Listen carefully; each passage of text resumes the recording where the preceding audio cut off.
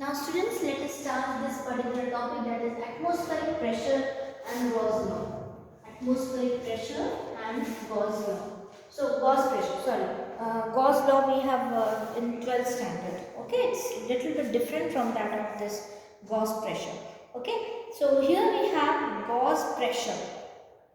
As we have already read in the previous topic, that is excess of pressure P minus PA at a depth h is called the Gauss pressure at that particular point. The excess of pressure is P minus P, means excess pressure at the depth h is given by Gauss pressure itself. Excess pressure is what we call the Gauss pressure at that particular point itself. Now the pressure at the atmosphere at any point is equal to the weight of the column of air of unit a cross sectional area extended from that point to the top of the atmosphere. At the sea level it is 1.013 to 10 power 5 per Pascal, that is 1 atmospheric pressure. So Italian scientist Evangelista Torselli in 1608 to 1647 devised for the first time a method for measuring atmospheric pressure. A long glass tube closed at one end and filled with mercury is inverted into a trough of mercury as shown in the figure 10.5. This is particularly shown in this particular experiment. This is what we have. Now a long glass tube closed at one end and filled with mercury is inverted into a trough of measured mercury in the shown in the figure. This device is called the mercury barometer. The space among the mercury column in the tube contains only mercury vapors whose pressure P is so small that it may be neglected. Thus the pressure at the point A equal to 0, the pressure inside the column at the point B must be same as that the pressure at point C, which is the atmospheric pressure of PA. So A, B, C, these points will be same. This particular point, this particular point and this particular point should be same. Okay, if it is same, then the which is the atmospheric pressure PA, which is P equal to rho GH, and rho is the density of the mercury and H is the height of the mercury column in the tube itself. So in this experiment it is found that the mercury column in the barometer has a height of about 76 centimeters at a sea level equivalent to 1 atmosphere. This can also be obtained using the value of rho in equation number 10.8 in the previous equation which we have taken, that is 10.8 equation. Okay, in this equation we can take, so 10.a means rho A, that is 10.8 we have taken an equation PA is equals to rho GH, that is rho GH. This is equation number 1. From this equation number 1 it equates that we have the value of rho common. From this equation rho we can find it out. A common way of static pressure is in the terms of centimeter and millimeter of mercury Hg. A pressure equivalent to 1 mm is called a torsially after torsal. That is 1 tors equal to 133 Pascal, this particular value. Okay, so 1 tors is equal to 133 Pascal we have, and the mercury of the Hg of the tors are used to measure is used in medicine and physiology. In meteorology, a common unit is bar and millibar. 1 bar is equal to 10 power 5 Pascal. This thing. Okay, 1 bar is equal to 10 power 5 Pascal.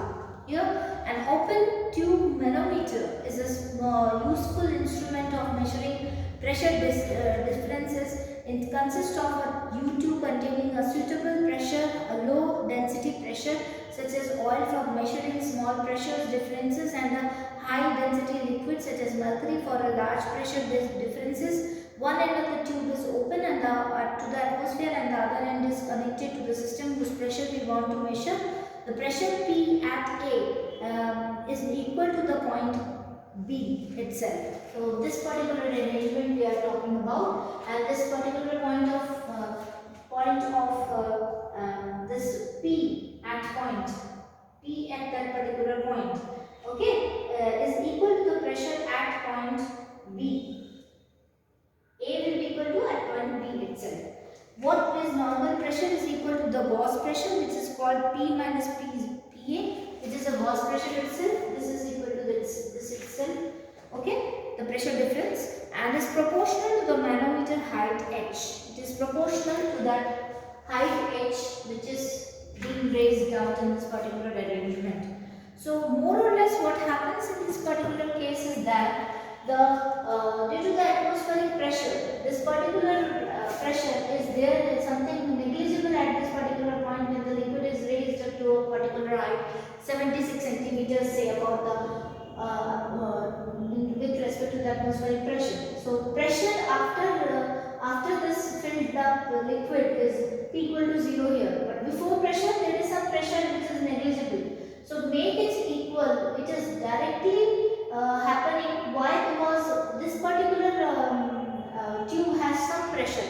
That is what we have, the atmospheric pressure inside, and thus because of this atmospheric pressure the liquid rises up in the column itself. Just like this here, also one end here is open and other end is closed, and this liquid is being raised up in this particular column. From this particular equations we are getting the difference of the equation, that is rho minus rho A H. That is we will have this difference in this gauge pressure, which is just because of the pressure difference itself. So I hope so this particular topic is being very much useful and understanding to it. I will give some example related to that particular topic, that is atmospheric pressure. That is when we are filling the tube of the ink pen. Okay, when we press out and then we release out. Okay, what happens?